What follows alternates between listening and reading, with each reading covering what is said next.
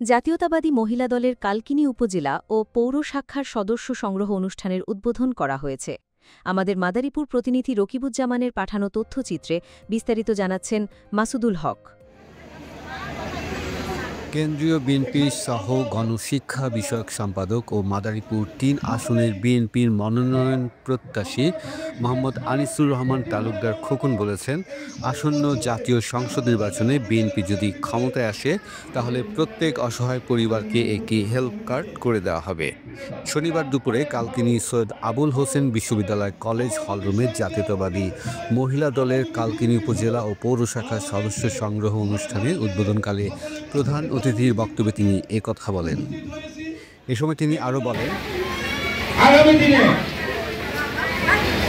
প্রত্যেক পরিবারকে একটি হেলথ কার্ড দিবেন।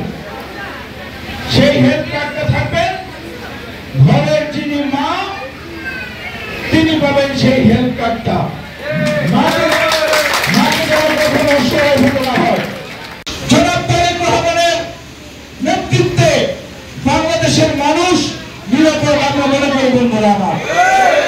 ইনশাআল্লাহ আপনারা জানেন আমরা যারা শহীদের আদর্শকে ধারণ করি, বুকে ধারণ করে আজকে আমরা যারা আগামী দিনে পথ চলছি, আমরা আমাদের সেই নেতার প্রতি শ্রদ্ধা রেখে জনাব তারেক রহমানের কি বলতে চাই, কি করতে চাই সেই দিকটা যেন সকল ক্ষেত্রে আমরা একটু মাথায় রেখে কাজ করি বন্ধুরা আমার।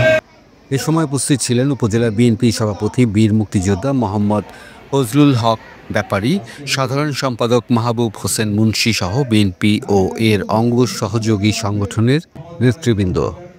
মাসুদুল হক, কালচক্র 24।